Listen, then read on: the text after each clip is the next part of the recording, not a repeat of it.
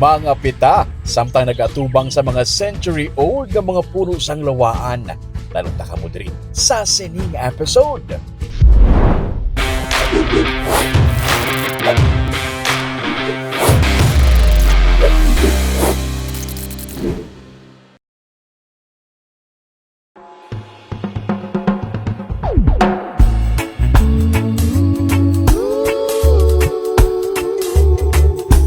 Ang ini nga kapihan, malabyan mo lang sa higad sang dalan. Pero kung makapuko ka na diri mo na maapresyar ang katahom sang palibot sini. May mga bukid, may mga puno sang kahoy.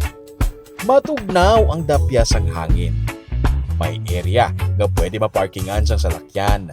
Kag, sa higad lang gid mismo sang dalan, wala ka na sang lalakton. Mayara sang 5 tanan ka mga century-old nga puno sang lawaan nga makit-an gikan sa area nga imo ginakapihan. Bot silingon, 100 years old o kung masobra pa. Ang iban diri sa ila, 20 to 30 years old pa lang. Ang isa diri, agaw atensyon kay man na plastar sa sentro nga ang backdrop niya ang kabukiran. May isa naman nga century-old lawaan nga naigo sang kilat makaduha na ka beses gani nagakalaya ng dahon sa subong. Sa sunod nga mga binulan, mahibaluan kung maumpawan pa ini. Bangod sa sini nga mga puno sang lawaan nga amo ang distinct o kun unique sa sini nga kapihan, gitawag ini sang tag-iya nga si Alfredo Sabid nga Lawaan Cafe diri sa barangay Gimbalaon sa Silay City. Ito di laka mo na ni makita sa mga dinga lugar mo. Labada makita mo na sa mga lasang. Dabilang amo lang nabilin. Amo na giningadlan ko na Lawaan Cafe. Ikaw gina ay nagpapangalan? Ako gina pangalan. Okay. Kay simpre makita mo mga lawaan nga diri mo. Pila ni kabilog ko century old sa imo di palibot? Mga 5 kabilog. 5 ka century old. Mabalaan mo sa ka century old kon? Tungod sang iya kung sa mga taon panit sa braga lain na ya. Ganda ko na ginasaya, gulang na ginasaya. Gaano ginasaya? Damo ni lawas? Gulang lawas, yan nag-ano ginasaya. Kung sa kuwan, pula-pula na ginasaya, gaano ginasaya. Kung halin ka sa airport, rektahon mo lang ang dalan sa likod sang airport pasaka. Antes ka makalapot sa Matag, Barangay Gimbalaon. Kagsahigad lang sang highway sa Gimbalaon. Antes sang malaba nga Taytay, makitaan mo dira ang naga-idas nga mga puno sang Madre ni Cacao. Ina na ang Lawaan Cafe.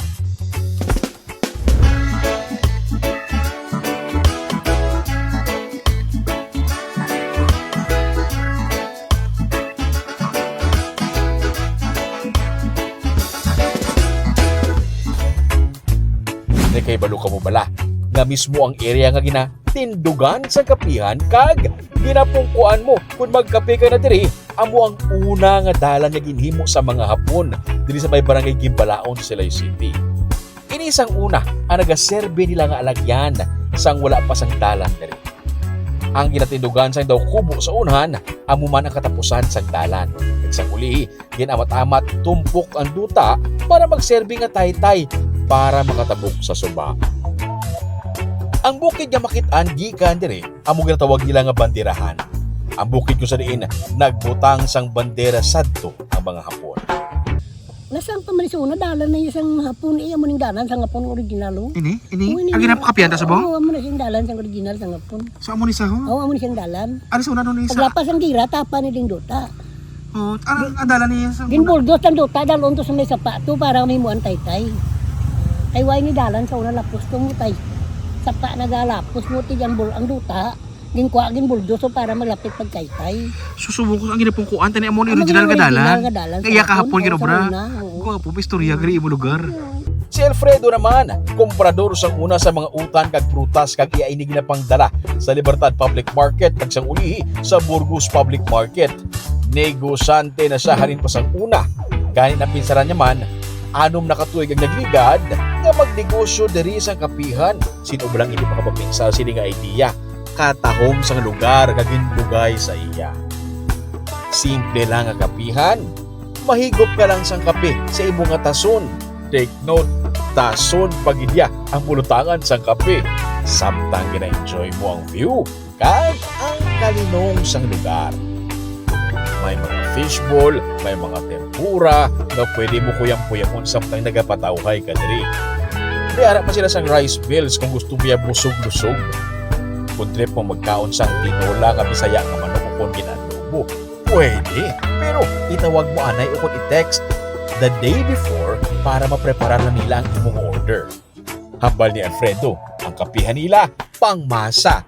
Pero ang mga may sarang naluyag i-experience ang simple nga pangabuhi sa kabukiran. Welcome kid diri. Sige-sige lang sa pagpanglugayawon. Ako si Romeo Subaldo kagini ang Tripping ni Rumeng.